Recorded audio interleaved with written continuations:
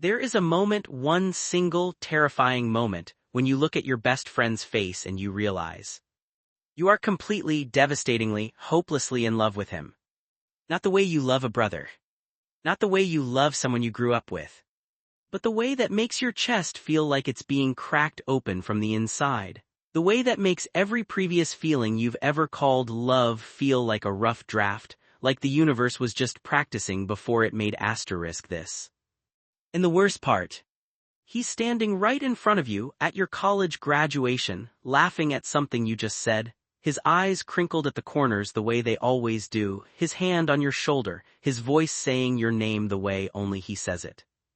And you think, I cannot tell him, if I tell him I lose everything. This is the story of Ethan and Lucas. Two boys who were best friends for 12 years before they were brave enough to be anything else. This is a story about fear and silence, and all the love that almost got lost in the space between two people who were too scared to say the truth out loud. And I promise you, by the end of this story, you will believe in love again. Stay with me. The first time Ethan Cole saw Lucas raise, Lucas was crying. Not the loud, dramatic kind of crying that kids do when they want attention. This was the quiet kind.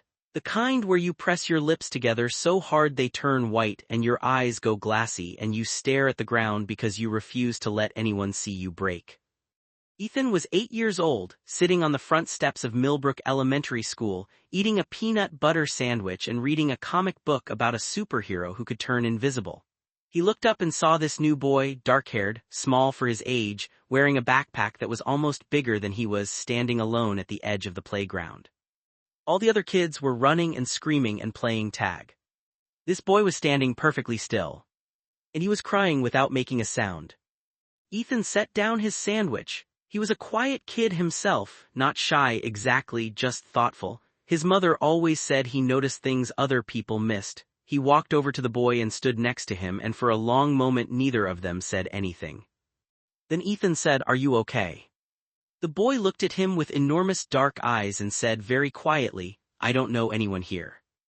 Ethan thought about this. It seemed like a very honest answer. Most kids would have said "I'm fine," or "leave me alone," or "none of your business." This boy had just told the truth, simply and directly, like it was the most natural thing in the world. Ethan liked that. "I'm Ethan," he said. "Lucas," the boy said. "Do you want to read my comic book?" Ethan asked. "There's a guy in it who turns invisible. It's really good." Lucas looked at him for a long, searching moment, the kind of look that children give each other when they're deciding whether to trust someone, and then he nodded. They sat down on the steps together. They read the comic book. By the time lunch was over, Lucas wasn't crying anymore. By the end of the week, they were inseparable. By the end of the month, their mothers had exchanged phone numbers. By the end of that year, Ethan Cole and Lucas Reyes were best friends. And they would stay best friends for the next 12 years. Because some connections are made in the first 5 minutes, and they last forever. Growing up, Ethan and Lucas were so different that everyone always marveled at how well they fit together. Ethan was blonde and blue-eyed and tall, the kind of boy who grew into himself early and became comfortable in his own skin by the time he was 12. He was steady and calm, an old soul. He wanted to be a writer. He filled notebook after notebook with stories and observations and half-formed ideas. He laughed easily and deeply, and when something moved him emotionally, he didn't try to hide it. He just let himself feel it, quietly and completely. Lucas was different. Lucas was fire where Ethan was water. Lucas was the kind of person who walked into a room and everyone just noticed, not because he was loud, he wasn't, not really, but because there was an energy about him, a kind of contained electricity, like he was always thinking about 17 things at once. He was the one who had ideas at 2 in the morning, the one who would sprint across a field just because he felt like it. The one who cried at movies and then denied it immediately afterward. He wanted to be an architect. He drew buildings on every surface he could find: napkins, the margins of textbooks, the foggy window of the school bus. In every way that mattered, they were opposites, and in every way that mattered even more, they were exactly the same. They both believed in doing the right thing even when it was hard. They both had complicated relationships with their fathers. Ethan's had left when he was 10, Lucas's was demanding in a way that left no room for softness. They both felt things deeply and found it difficult to talk about those feelings. They both used humor as armor. They both secretly loved thunderstorms. They both kept small things, ticket stubs, birthday cards, photographs in shoeboxes under their beds because they both understood instinctively that memory is a fragile thing and needs protecting. These were the things that held them together through elementary school and middle school and high school. Through every fight, usually about something stupid, always resolved within 24 hours, and every triumph and every heartbreak and every ordinary Tuesday afternoon where they just existed in the same space without needing to say a word. Ethan knew things about Lucas that no one else knew. He knew that Lucas sang in the shower badly, enthusiastically, always the same 3 songs. He knew that Lucas was terrified of failing his father's expectations and that he sometimes lay awake at night feeling like no matter what he accomplished, it would never be enough. He knew that Lucas cried when his grandmother died and then immediately apologized for crying, and that Ethan had told him very firmly that apologies for grief were not allowed between them. Lucas knew things about Ethan that no one else knew. He knew that Ethan had filled 7 complete notebooks with a fantasy novel he'd been writing since he was 11 and had never shown anyone. He knew that Ethan still kept the last birthday card his father had ever sent him, even though his father had never sent another one. He knew that Ethan was braver than he looked, that the calm exterior contained a fierce, protective loyalty that Lucas had been the beneficiary of more than once, most memorably in 7th grade, when a group of older kids had been saying cruel things about Lucas's accent, and Ethan had stepped between them with a quiet certainty that had made the older kids back down without a word being spoken. They were each other's person, that was just the truth of it, the simple, enormous truth. Neither of them, for a very long time, understood what that meant.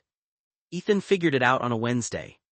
He was 15 years old and he was sitting in Lucas's bedroom doing homework, or pretending to do homework. Lucas was at his desk actually doing homework, bent over his textbook with that focused intensity he got sometimes, chewing on his pencil, one leg bouncing under the chair. The late afternoon sunlight was coming through the window and it caught in Lucas's dark hair and made it look almost amber, and Ethan looked up from his textbook and looked at his best friend and felt something shift in his chest like a tectonic plate moving. It was subtle, it wasn't a lightning bolt, it wasn't a sudden, cinematic realization. It was more like turning a page and finding different words than the ones you expected. Like biting into something and tasting a flavor you'd never tasted before but that immediately felt like something you'd been missing your whole life without knowing it. Ethan looked at Lucas, and his heart did something it had never done before. He looked away quickly, he stared at his textbook, he read the same paragraph 4 times and understood none of it. That was nothing, he told himself, that was just tiredness or allergies or something I ate. He told himself this for about 3 weeks. Then Lucas got his first girlfriend, a girl named Priya from their chemistry class.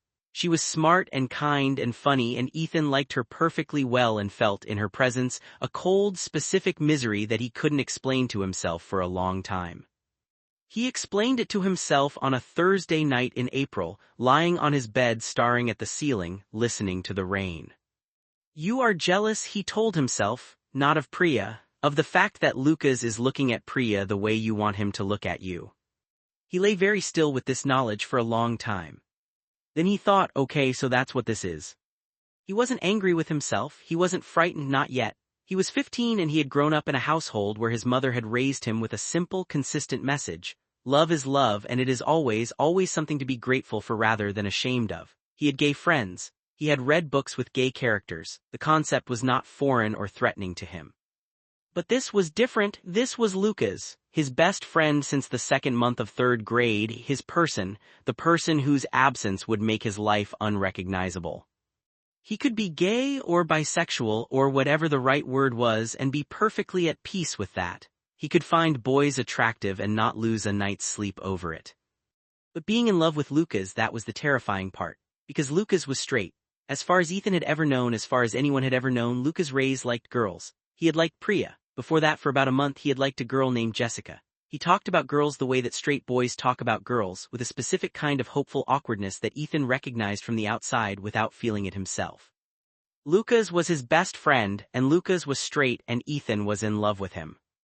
These 3 facts sat in his chest like stones. He made a decision that night, lying in the rain-dark quiet of his bedroom. He made a decision that he would revisit many times over the next 7 years, always arriving at the same answer. I will not say anything. I will not risk this friendship. I would rather have Lucas as my best friend for the rest of my life than say something that could destroy what we have.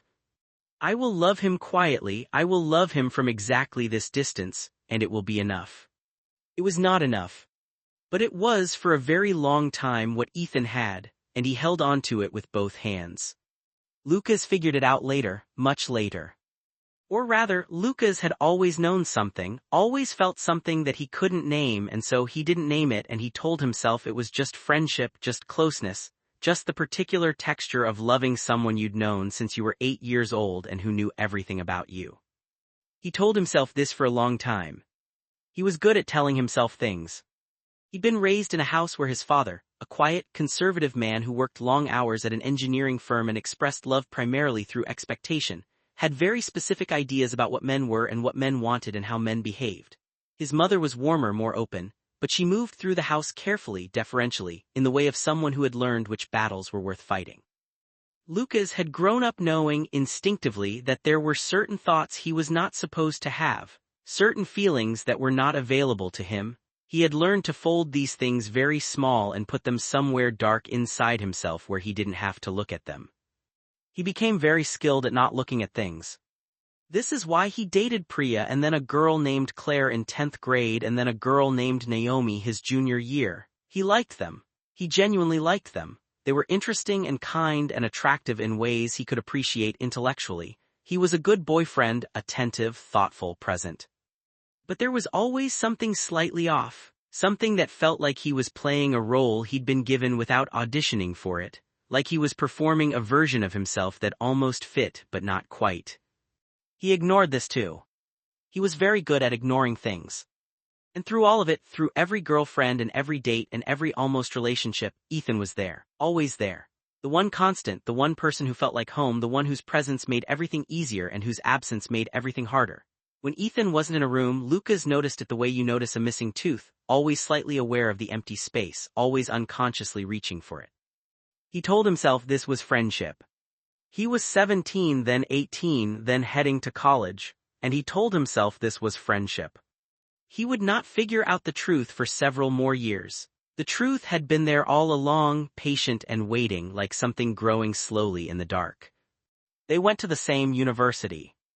This was not an accident. They had both applied to Ohio State together, sitting at Ethan's kitchen table on a Sunday afternoon in October of their senior year, both of them secretly hopping and neither of them admitting it.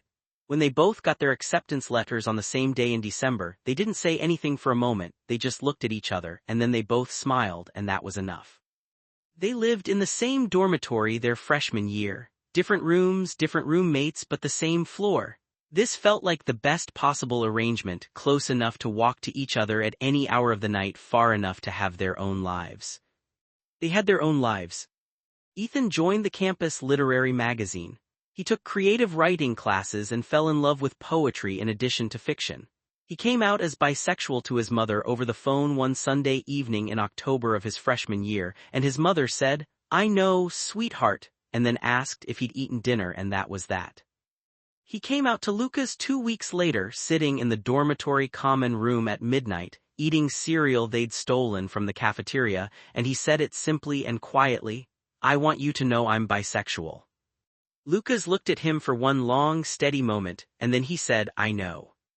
Ethan blinked. "You know." "I've known for a while," Lucas said very carefully, not quite meeting his eyes. "I just waited for you to tell me." "How?" Ethan asked.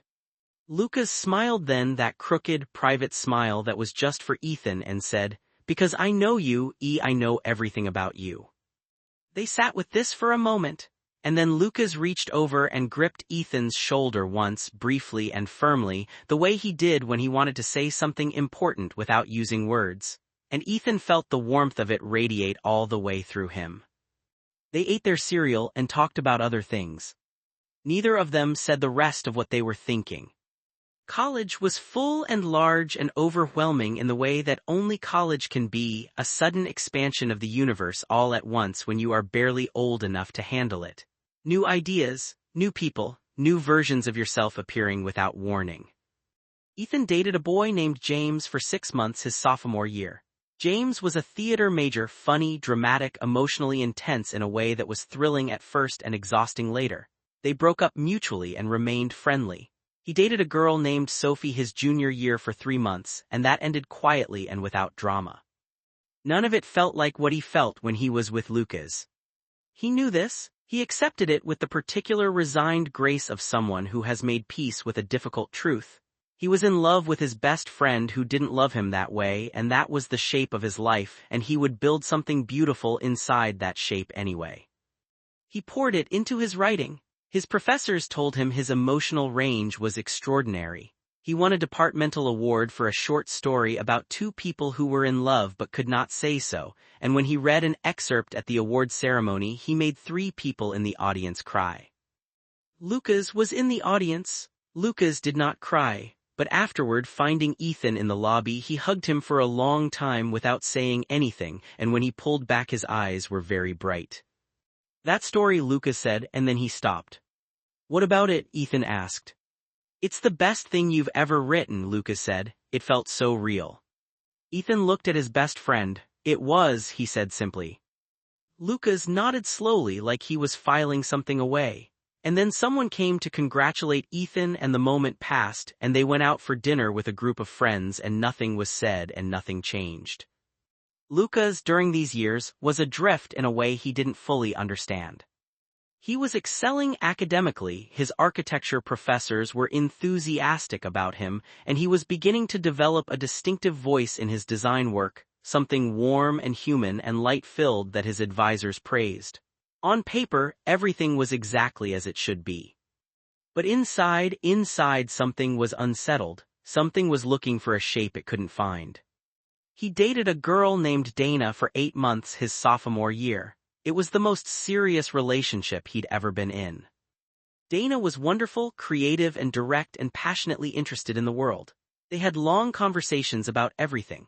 He cared about her genuinely, and when they broke up, she was moving to a graduate program in another state, and the long-distance conversation went badly. He was sad in the way you're sad when you lose something valuable. But he recovered faster than he expected to, faster than the length and depth of the relationship seemed to warrant.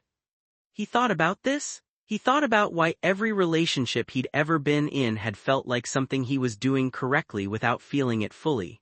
Like he'd read all the instructions and followed all the steps and the machine worked, but he was watching it from a slight distance, slightly outside himself.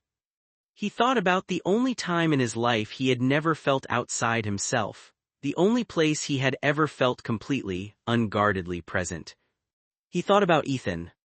He thought about what it felt like to be with Ethan, not in any specific charged moment, just ordinarily, just watching a movie together or walking across campus or sitting in comfortable silence. The ease of it, the feeling of being known all the way through, the way he could feel Ethan across a crowded room, the way you feel warmth from a fire without needing to see it. He started to think, carefully, gingerly, like approaching something that might be dangerous about what that meant. He was 20 years old. He was in Columbus, Ohio, 3 hours from the house where his father's expectations lived. He was surrounded by people who were figuring out who they were with a freedom that felt new and large. He started to let himself think about things he had never let himself think about before. It took him a year. It took him a year of careful, private, sometimes frightening excavation, of reading things and talking to a therapist, something he'd started his sophomore year for anxiety, something that turned out to be the most useful thing he'd ever done, and sitting alone with his own thoughts and letting himself feel what he actually felt instead of what he'd been taught to feel. At the end of that year, he understood something about himself. He was not straight. He had never been straight. He had been performing straightness with genuine effort and moderate success for his entire adolescent life, and it had kept him safe and comfortable and fundamentally, quietly miserable in a way he hadn't had the words for. This realization came to him one evening in March of his junior year. He was sitting in his apartment. He'd moved off campus by then, in the blue evening light, and he let himself know it, and then he sat with it for a long time. He felt something he hadn't expected, relief, a loosening of something he'd been holding so long he'd forgotten he was holding it. And then immediately after the relief, a new fear.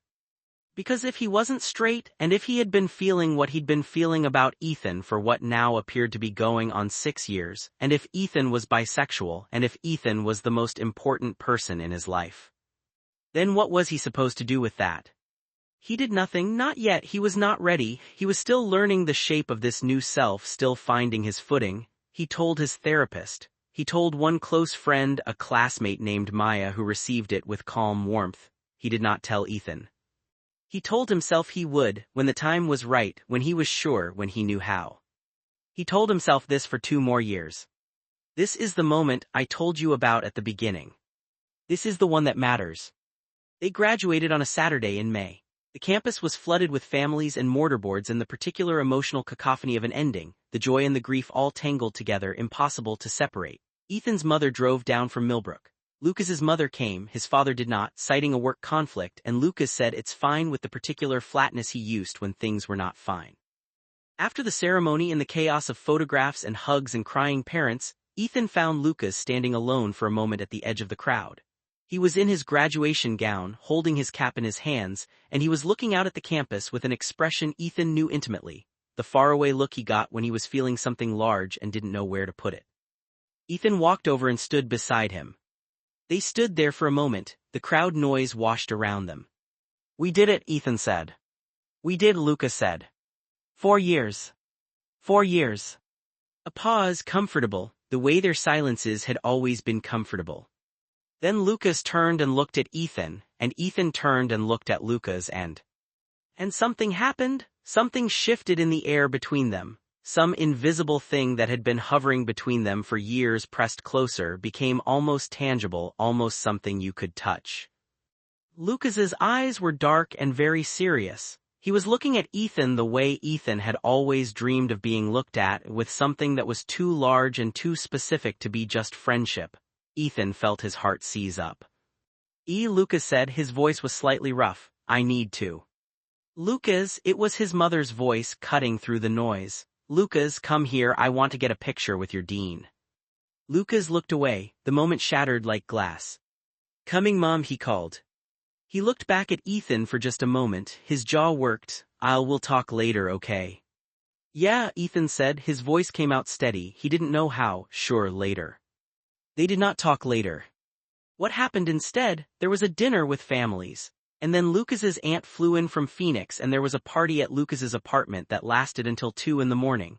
And then the next day there was the exhausted, sun-bleached aftermath of celebration, boxes being packed, a world that had been stable for 4 years beginning to dissolve at the edges. And then Ethan was offered a 1-year fellowship in Chicago, a writing program he'd applied to on a whim, not expecting anything that suddenly became his future. He found out 3 days after graduation. He called Lucas immediately. "Chicago," Lucas said. "Yeah." A beat of silence. "That's incredible, that's you have to go, that's exactly what you should be doing." "I know," Ethan said, and then, "What are you going to do?" Lucas had been offered a position at a small architecture firm in Columbus. He was going to stay. 3 weeks later, Ethan moved to Chicago. And the thing that almost happened on that May afternoon in the middle of the graduation crowd remained unsaid. For another 2 years. Long-distance friendship, real long-distance, the kind where you're no longer in the same city, no longer running into each other or dropping by or existing in each other's daily orbit, is one of the great tests of a bond. Most friendships don't survive it. They thin and fade and become a photograph of something that used to be. Ethan and Lucas's friendship did not thin or fade. If anything, the distance clarified something, made the essential thing more visible by removing the casual texture of proximity. They texted every day, not long, elaborate texts, usually small things, a funny sign Lucas photographed on his lunch break, a sentence from something Ethan was working on that felt alive, a song one of them found and immediately thought of the other, a reference to something that had happened 10 years ago that they both remembered exactly. They called every week. Usually Sunday nights, usually lasting 2 hours, usually starting with what's going on and ending in territory neither of them could have predicted at the start. In Chicago, Ethan was becoming a writer in earnest. His fellowship was demanding and wonderful and he was surrounded by serious, talented, strange people who made him better. He was working on a collection of stories, intimate, emotional, quietly devastating things that his workshop advisors received with serious, sustained attention. He was happy, genuinely happy for the most part. He dated. He went on dates with people he met through apps and through mutual friends and once at a bookstore, and some of them were lovely and interesting and even beautiful, and none of them were Luca's. And he continued to feel this as a quiet, constant ache that he had learned to live around the way you learn to live around an old injury, always there, often forgettable, occasionally stopping you cold. In Columbus, Lucas was building something at the firm. He had a particular gift for residential work, for designing spaces that felt human and warm and specific to the people who would live in them. His work was being noticed. His boss, a demanding woman named Helen who didn't compliment people easily, told him after his first year that he had an instinct she couldn't teach. He was not dating anyone. He hadn't dated anyone since Dana, which was now 2 years ago. He told himself he was focused on work. He told himself he hadn't met the right person. He told himself a lot of things. What was true was that he had spent the year since his private realization building a vocabulary for himself, reading, thinking, talking to his therapist, slowly allowing himself to understand who he was. And who he was, it turned out, was a man who was attracted to men, specifically and more powerfully than he had been attracted to anyone female, though he understood now that the female relationships had not been false, just incomplete. He was figuring out his own complexity, his own map. And at the center of that map, constant as a compass point, was Ethan. He knew that now. He knew it with a clarity that frightened and steadied him in equal measure. He was in love with Ethan. He had probably been in love with Ethan since he was 17 years old, and the fact that he hadn't let himself know it didn't mean it hadn't been true. The question was what to do with this truth now that he had it. He sat on it. He rolled it over in his mind in his Sunday night apartment while Ethan's voice came through the phone, warm and familiar and 1,000 times more dear to him than anything else in his life. He asked himself questions. What if I tell him and he doesn't feel the same way?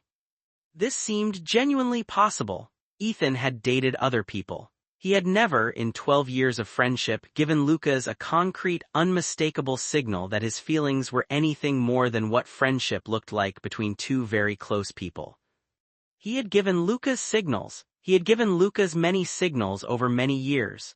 Lucas, who was extremely perceptive in most areas of his life, was completely blind to this particular set of signals because he had spent years training himself not to look for them.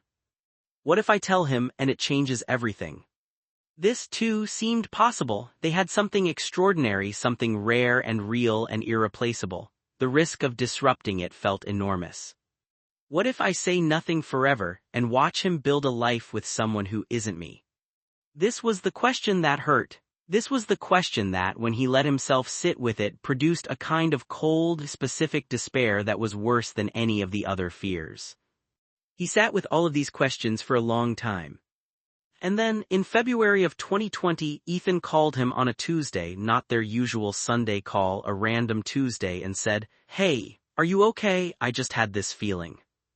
Lucas was, in fact, not okay. He had just gotten off the phone with his father, who had called to ask about his professional progress and had managed, in the space of 12 minutes, to make him feel like nothing he had accomplished amounted to anything worth acknowledging. He was sitting in his kitchen in his work clothes, not yet having taken off his coat, staring at the table. "How did you know?" Lucas asked. "Because I know you," Ethan said, simply, factually. Lucas pressed his hand over his eyes, something in him cracked just slightly. "He called," he said. "I know," Ethan said, as if he'd expected this, as if he'd felt it from 500 miles away. They talked for 3 hours. At the end of the conversation, Ethan said, "I want you to know something, okay? Whatever your father sees or doesn't see, I see you. I see everything you've built, and it is extraordinary." Lucas held his phone against his chest after they hung up. He stared at his kitchen ceiling. He felt in his chest a love so large and so clear and so certain that it almost didn't feel like something that needed to be said aloud because it felt like something the universe already knew. He decided he was going to tell Ethan. Not yet, not over the phone. In person, the right way, when they were in the same space and he could look at Ethan's face. He would visit Chicago in the spring, he would tell him then. Then the pandemic happened. The world closed, everyone went home, spring became impossible. And Ethan's fellowship ended, and without a clear next step, he moved back to Millbrook to live with his mother for a while, which was nothing like Chicago, and everything stretched out strange and long and formless in that terrible, suspended way of 2020. They were both home 200 miles apart, stuck, waiting. They called more often, sometimes twice a week, sometimes more. The calls were long and winding and sometimes funny and sometimes very dark because 2020 was both those things simultaneously for most people. Lucas did not tell him. The right moment, the in-person moment, kept not arriving. He held the truth inside him like something he was keeping warm. And Ethan, 500 miles away, loved him quietly and completely and told himself it was enough. It was not enough. But it was what they had. Ethan moved back to Columbus in September of 2021. His mother's house in Millbrook had been a shelter during the worst of the pandemic, but now the world was opening up again, tentatively, unevenly, but opening, and he had gotten a position as an editorial assistant at a small literary press based in Columbus, and the job started September 1st, and the apartment he found online was 3 miles from Lucas's apartment, and when he called to tell Lucas this news there was a pause on the line and then Lucas said, 3 miles. And his voice did something complicated. 3 miles, Ethan confirmed. That's yeah, okay, another pause, good, that's really good, Ethan. He'd never called him Ethan, not in 17 years of friendship, he always called him E. Ethan noticed this, he filed it away. The first night after he moved in, August 29th, a Sunday, his apartment full of boxes and the particular lonely chaos of a new beginning, Lucas showed up at his door with 2 bags of groceries and a bottle of wine and said, "You're not unpacking alone." They ordered pizza, they ate on the floor of the half-assembled living room, they drank the wine, they talked about everything and nothing and everything again the way they always did, slipping between topics the way that people do when they have so much shared history that every subject connects to 8 others. It was good, it was so good it was almost unbearable. This, Ethan thought, this was what had been missing from Chicago, not the fellowship or the writing community or the city, those had all been real and valuable. This specific person in this specific space, the quality of the light when Lucas was in the room, the way everything was easier. He looked at Lucas across the pizza box and felt the old familiar love not diminished by years or distance but deepened by them, worn smooth like a river stone, permanent and certain. He said nothing. Lucas looked back at him and there was something in his face, a seriousness, a searching quality that made Ethan's breath catch. Lucas said. Yeah. Lucas opened his mouth, closed it. He looked down at his wine glass and turned it in his hands. I'm glad you're back, he said finally. Ethan let out a breath he hadn't known he was holding. I'm glad I'm back, he said. And the moment passed. Again. The moment always passed. They fell back into each other's lives the way returning to a known landscape works. There's a brief period of recognition, and then it's just home again and you can't imagine having been away. They saw each other 2 or 3 times a week. They worked out a rhythm Tuesday evenings at Lucas's apartment, where they cooked together and watched something and talked. Saturday mornings sometimes, coffee and a walk. The occasional Sunday unplanned, one or the other showing up at the other's door without announcement because they had a standing, informal, never explicitly stated open-door policy that had existed since college and remained in force. Ethan was writing more seriously than ever, working on his story collection in the mornings before the press. Lucas was thriving at the firm, he'd been promoted, he was leading projects, he was starting to see his own architectural language emerge clearly. They were both, by any objective measure, doing well. Inside, they were both quietly, steadily miserable in the particular way of people who know exactly what they want and are not allowing themselves to reach for it. The night everything changed was in October.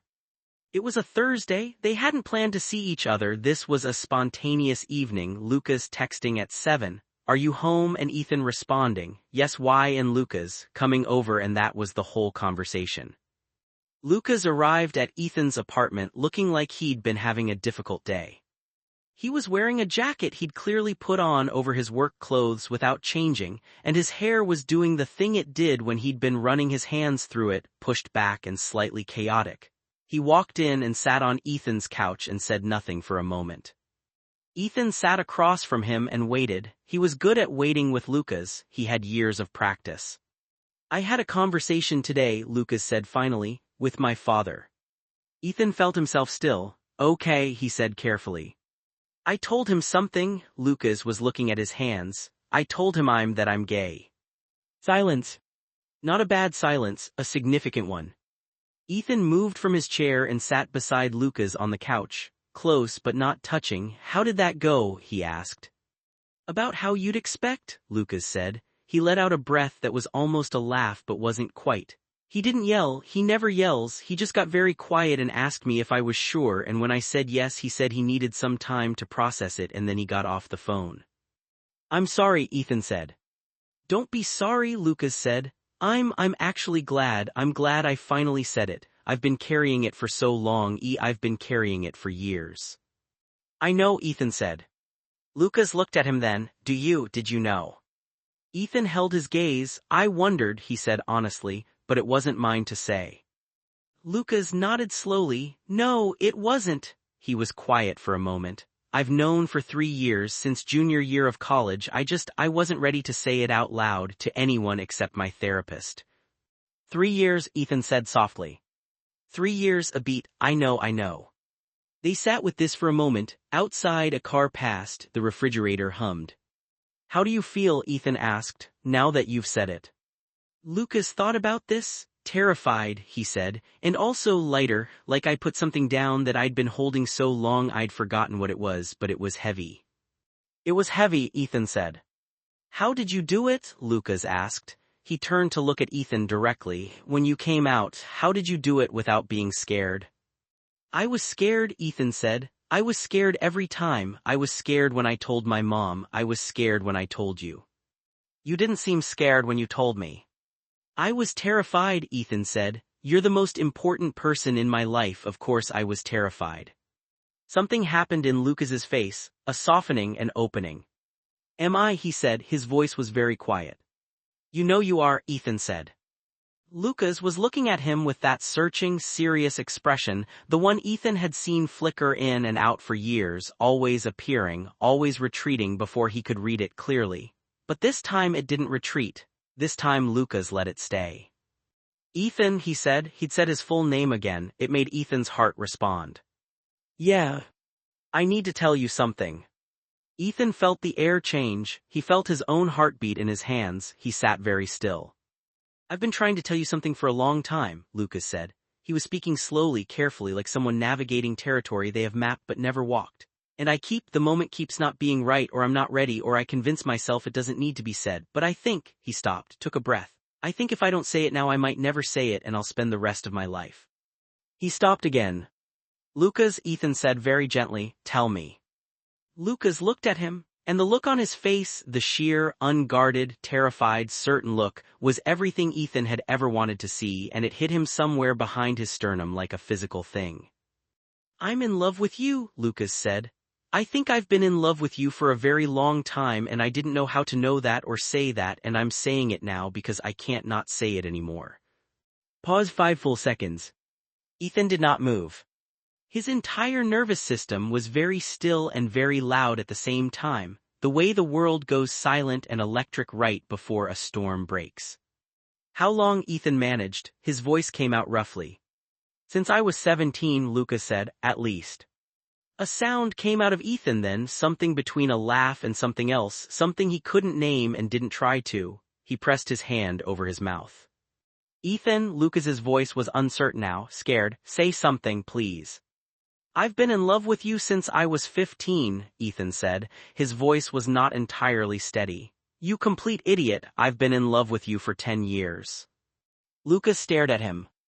10 years, he said. 10 years. And you never. You were straight, Ethan said. You were very straight for a very long time. I was terrified, Lucas said. I was so terrified for so long and I didn't even know what I was terrified of. I know, Ethan said, I know.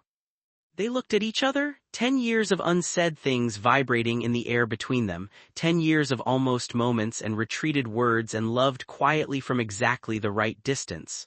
All of it suddenly out in the open, suddenly lit up. Lucas reached out and put his hand against Ethan's face, warm, careful, certain, and Ethan felt that hand the way you feel a temperature change, the way you feel rain begin. Can I? Lucas started. Yes, Ethan said. He hadn't needed to hear the rest of the question. The first time they kissed, it was late October in Columbus, in a third-floor apartment with the windows dark and the city sounds floating up from below. It was quiet and profound and a little clumsy and everything that the best first kisses are, imperfect and completely right. And Ethan thought as it was happening, there it is, that's what it's supposed to feel like.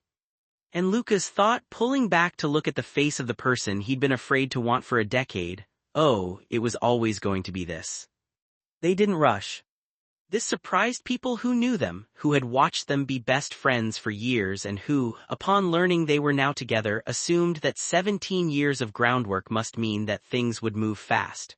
What more was there to learn? What more was there to figure out? As it turned out, everything was new.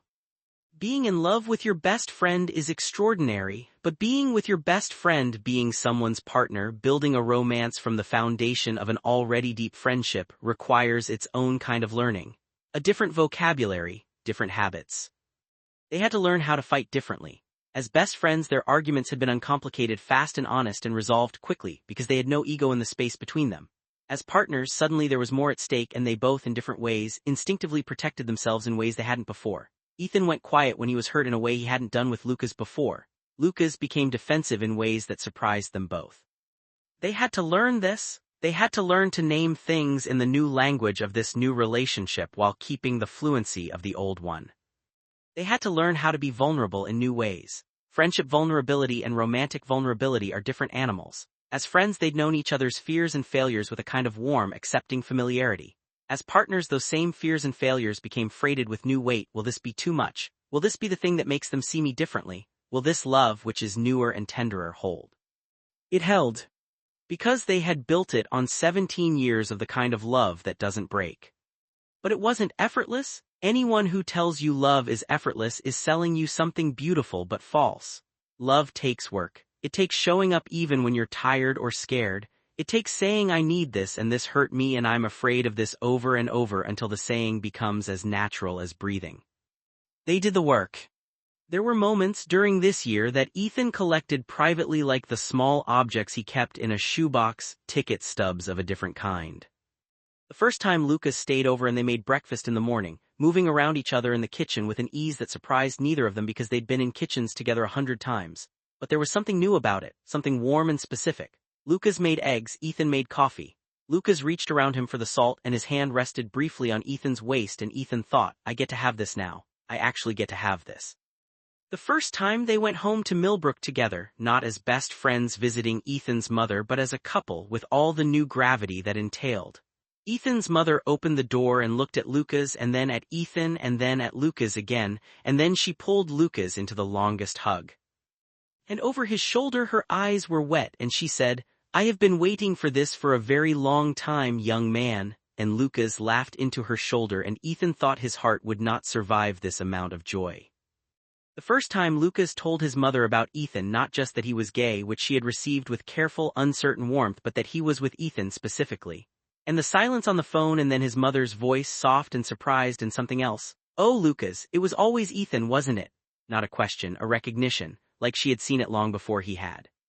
The first time they argued, a real argument, not a minor disagreement, about something that didn't matter and something that mattered enormously underneath. About Lucas spending too much time at the office and Ethan feeling like he was competing with it, and the argument that started about a canceled dinner and became about something older and more fundamental. They said things that weren't kind.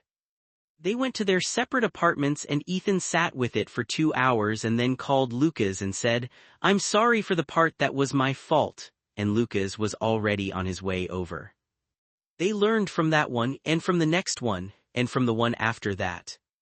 Lucas came out publicly to his wider life, to colleagues and acquaintances and the broad social world that winter. He did it quietly by simply living openly, by mentioning Ethan in conversations the way you mention someone who is essential to your life, by letting his presence be known without fanfare or announcement. His father called 3 months after the initial phone call. A difficult conversation, stilted and searching and incomplete, but the fact of the call was itself something. Progress maybe, or the possibility of it. Lucas told Ethan about the call that night, sitting on Ethan's couch, his head on Ethan's shoulder, Ethan's arm around him, the lamp on, the city quiet outside. He asked about you, Lucas said. What did he ask? He asked how long we'd been friends, a beat. I told him 17 years. Ethan was quiet for a moment. What did he say? He said, that's a long time to know someone. Lucas's voice was thoughtful. I think that was his way of trying. Maybe, Ethan said. Maybe, a long pause, then, I told him you're the best person I know. Ethan pressed his lips together. He looked down at the top of Lucas's head. Yeah, he said softly.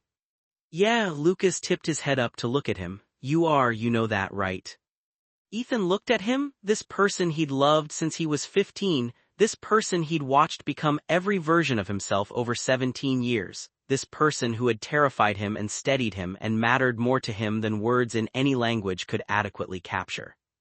I know, he said, you too. Lucas smiled, that private crooked smile, just for Ethan. They moved in together in April of 2022. They'd been officially together for 6 months, but they had been each other's person for so long that the move felt less like a step forward and more like an acknowledgement of something that had already been true for a long time. The apartment was bigger than either of their individual places, a second-floor apartment in a building on a tree-lined street, with big windows that let in the kind of light Lucas had spent his whole architectural career trying to design into other people's spaces. He looked at those windows the day they moved in and laughed. What? Ethan asked.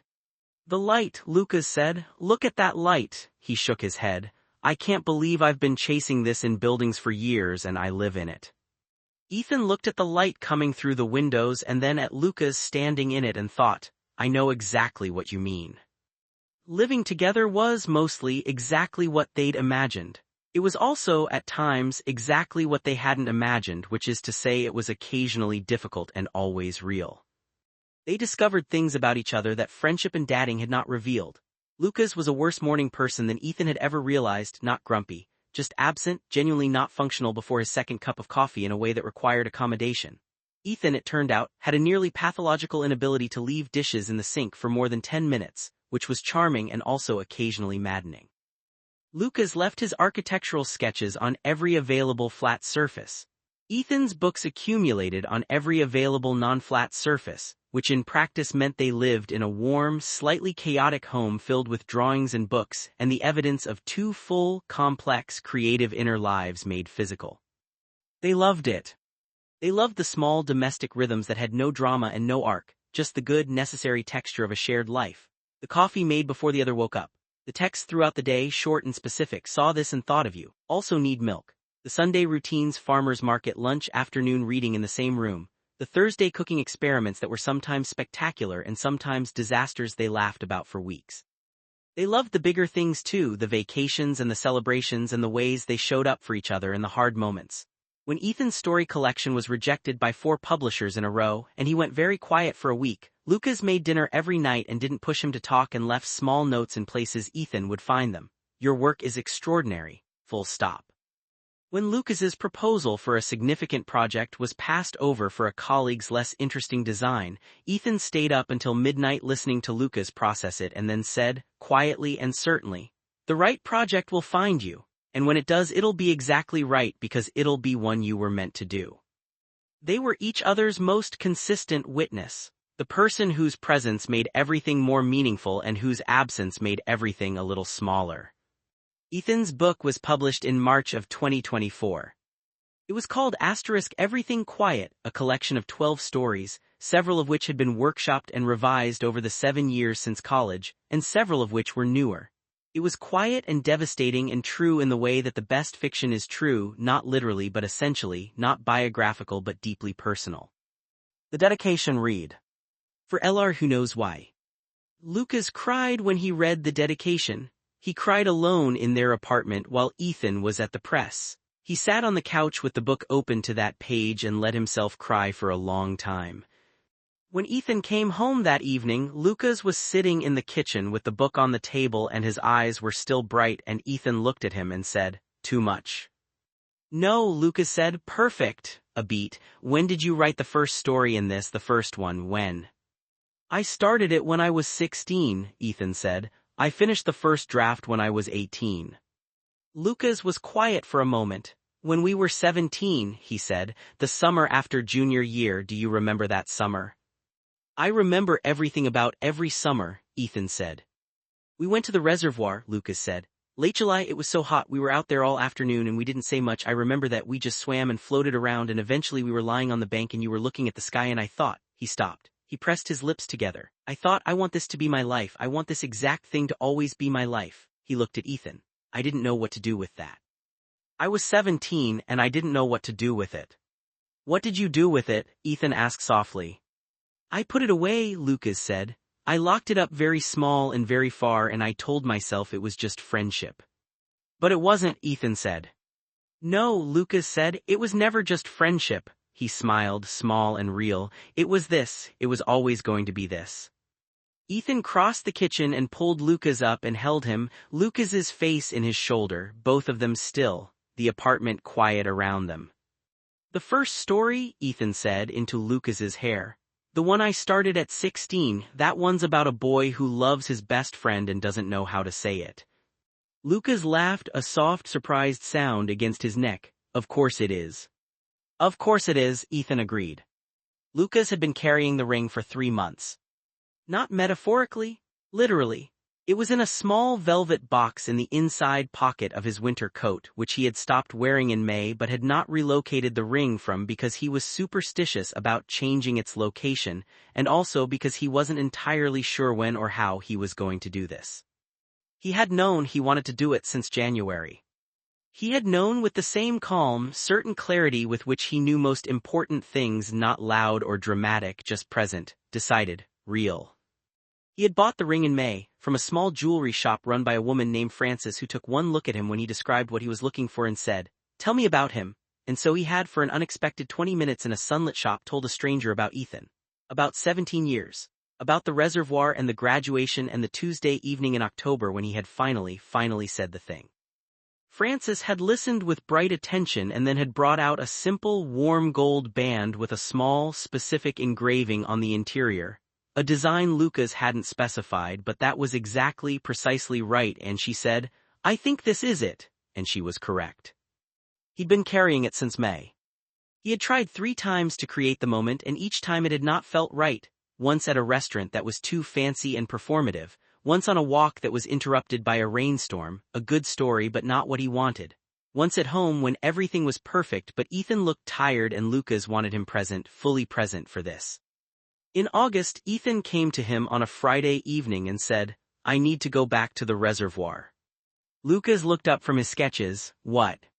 "The reservoir," Ethan said, "the one in Millbrook. I need to go back." He paused. "I don't know why, I need to see it." Lucas held Ethan's gaze for a long moment. The reservoir, late July, 17 years old, lying on the bank looking at the sky. "Okay," Lucas said, "let's go this weekend." They drove up Saturday morning. Millbrook in August was lush and green and exactly as it always was, a small town that changed very slowly, which was one of the things Ethan had loved about it and also one of the things that had made him desperate to leave it. They stopped at his mother's house first for lunch, and she fed them too much and pretended not to notice the small velvet box in Lucas's jacket pocket. When he hung it by the door, she absolutely noticed. In the late afternoon, they drove to the reservoir. It looked exactly as Ethan remembered. The water was still and green-blue in the late summer light. The bank was dry and sun-warm. The trees on the far side were thick and old. The sky above was enormous, and late afternoon Ohio sun poured across everything in that specific, golden, particular way that only happens in August and that Ethan had tried to describe in writing many times without ever quite getting it exactly right. They walked to the bank and sat down. It was very quiet, water sounds, bird sounds, distant. 11 years ago, Ethan said. 11 years, Lucas said. He was sitting close beside him, shoulders touching. "I sat here and thought I wanted this to be my life." And it is, Lucas said simply. They were quiet for a moment.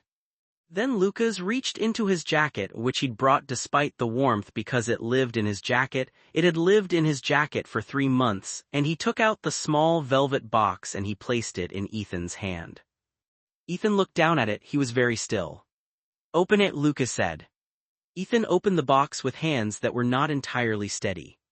The ring was simple and perfect and exactly right. He stared at it. "Lucas," he said, his voice was rough.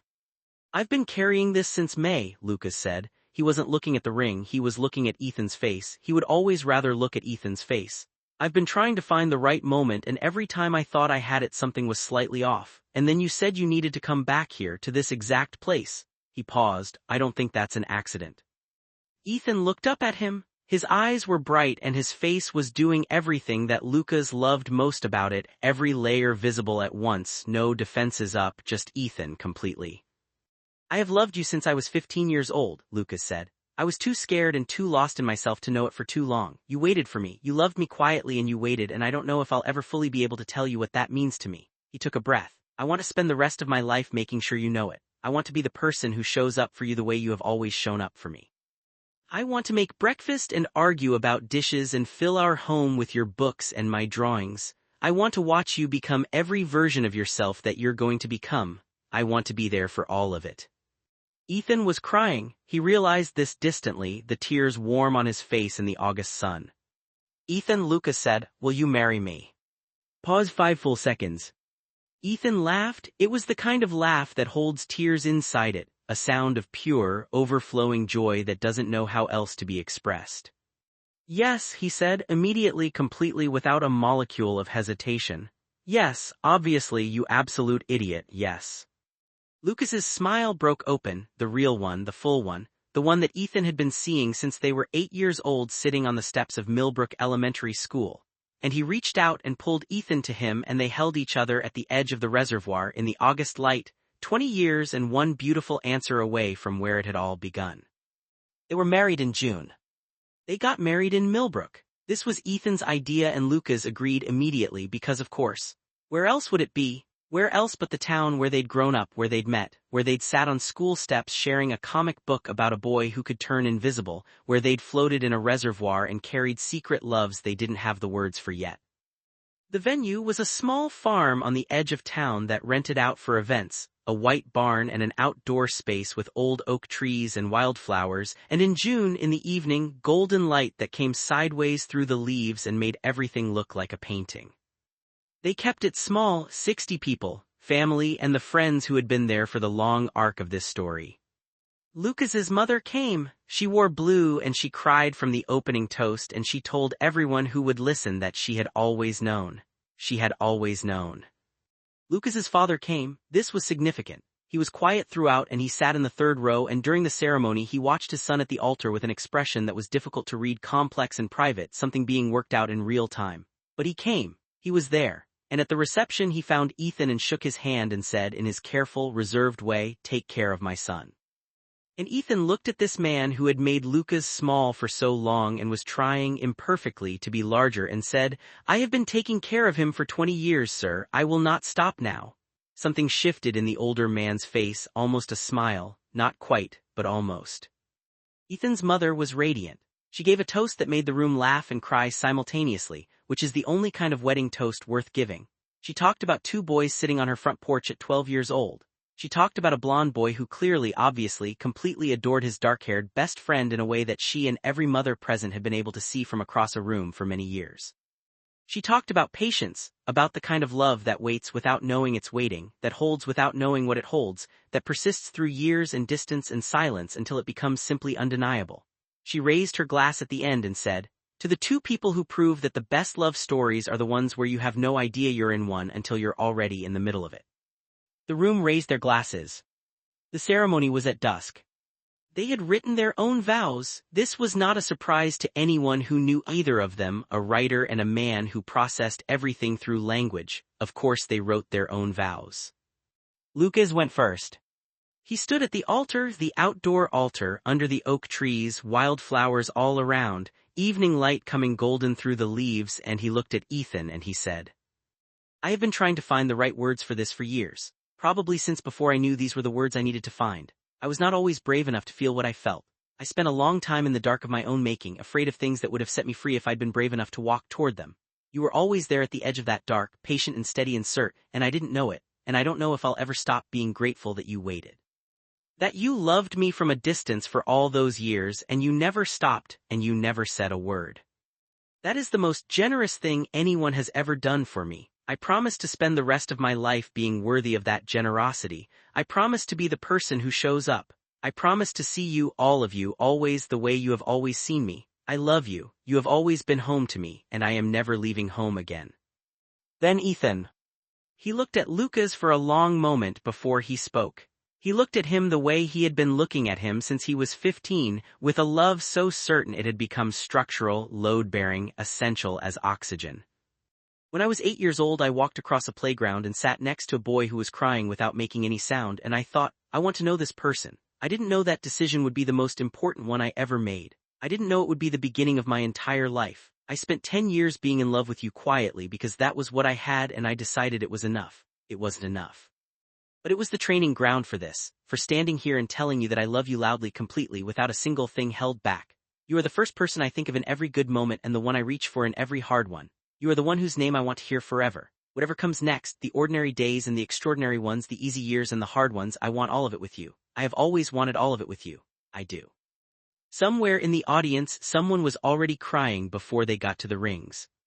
Ethan's mother, and also Maya, and also Lucas's colleague James, and notably in the third row, Lucas's father, who turned his face slightly away from the people beside him but could not hide it entirely. After the ceremony, after the dinner and the dancing and the toasts and the cake, after the long warm evening finally exhaled into night and the stars came out over the farm and the music slowed and the guests spread out across the lantern-lit space in comfortable groups, Ethan found Lucas standing at the edge of the field looking up. He walked over and stood beside him, shoulder to shoulder, the way they had stood at the edge of the graduation crowd 7 years ago when something almost happened and then didn't. "Hey," Ethan said. "Hey," Lucas said. They looked up at the stars for a moment. "We did it," Lucas said. "We did," Ethan said. A pause, not uncomfortable, never uncomfortable. The way their silences had always been full rather than empty, held rather than abandoned. "What are you thinking?" Ethan asked. Lucas turned and looked at him. His face in the lantern light was open and certain and entirely himself. "I'm thinking about that day," he said, "at the reservoir, when we were 17 and I was lying on the bank and thinking I wanted that to be my life forever." He paused. "I'm thinking that I had no idea. I had absolutely no idea that wanting something could feel that small and ordinary in the moment and turn out to be this." He gestured at the barn, the people, the night, all of it. "I had no idea that the thing I wanted was this enormous." Ethan looked at him. "Neither did I," he said, "but I think we've always been building toward this. Every single year, every conversation, every ordinary afternoon, it was all this." Lucas reached out and took his hand. They stood at the edge of the field, married, 21 years from the day they met, and looked up at the stars. "I love you," Lucas said, simple, certain. "I love you," Ethan said, simple, permanent. The night was warm, the stars were close. And everything had led exactly here. In the drawer of the desk in Ethan's study, the room where he writes, the room that smells like paper and coffee and the particular warmth of a well-loved space, there is a shoebox. It has been there for 30 years, or rather there have been many successive shoeboxes over 30 years, each one passed into the next as the contents outgrew the container, and it currently holds one comic book about a boy who turns invisible, dog-eared and soft with age. A birthday card that says *happy 12th, weirdo, your best friend in handwriting that has changed dramatically in the decades since. A graduation program from Millbrook Elementary, marked in pencil with 2 sets of initials. A ticket stub from a movie they saw on the Friday after Ethan got his driver's license, which was notable because they drove to the theater themselves for the first time, and Lucas made Ethan park 3 times before he was satisfied with the distance from the other cars. A photograph from the reservoir, late July, 17 years old. You can see in the photograph 2 boys lying in the sun with their eyes closed. They are not touching. There is 6 inches of space between them. But even in the still image, in the distance between them, something is visible, some quality of proximity, some inclination that looks from the outside exactly like what it was. A napkin with an architectural sketch on it, a building design with enormous windows. Lucas drew it on their second date on autopilot without noticing he was doing it, and Ethan saved it. A copy of * everything quiet with the dedication page folded down. A pressed wildflower from the wedding, June 2025.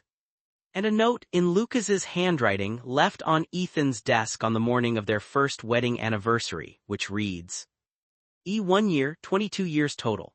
Here's what I know: I would wait every year of the 22 over again if this is where it ends. I would do every scared and silent and missed moment again if they all led to exactly this morning, this desk, this note, and you downstairs making coffee in our kitchen. This is my life. This is my actual extraordinary life. Thank you for being the person I built it with. See you downstairs. Ethan has read the note 7 times. He will read it many more times over the years. And each time he will feel the same thing, not a lesser version of love, worn thin by familiarity, but something richer and deeper and more specific, the way a river deepens rather than shallows as it goes. He has learned this: love is not a feeling that peaks and then diminishes. It is a practice, a daily act of showing up and seeing. And when you have been showing up for someone since you were 8 years old, when you have been seeing them through every version of themselves for more than 2 decades, the love is not smaller for its age. It is everything. It is the first day at the reservoir and the last day they will ever spend apart, and every ordinary afternoon in between. It is 2 boys on the steps of an elementary school, sharing a comic book, beginning everything without knowing it. It is this. Pause long full, let it breathe. Closing for the final 30 seconds of your video. Speak slowly, quietly, warmly. To everyone watching this, if you are in love with your best friend and you are afraid to say it, I see you. If you are carrying something quietly that you have never let yourself say out loud, I see you. If you spent years loving someone from exactly the right distance because you were too afraid of what might happen if you stepped closer, I see you. And I want you to know this. The right love waits, not forever but long enough for you to become brave enough to reach for it. The thing you're afraid of saying. Someone is sitting across from you, or a phone call away, or 3 miles from your apartment, and they are afraid of the exact same thing. And the moment when you both finally stop being afraid. That moment is worth every silent year that came before it. Lucas and Ethan waited 22 years. Maybe you won't wait that long. Maybe you'll say it tomorrow. I hope you do. I hope you say it. If this story moved you, please like, subscribe, and share. It genuinely helps this channel reach more people. Leave a comment telling me what part hit you the hardest. I read every single one. And to every person watching who is in a love story of their own, even one you haven't said out loud yet. You are not alone, and the story isn't over.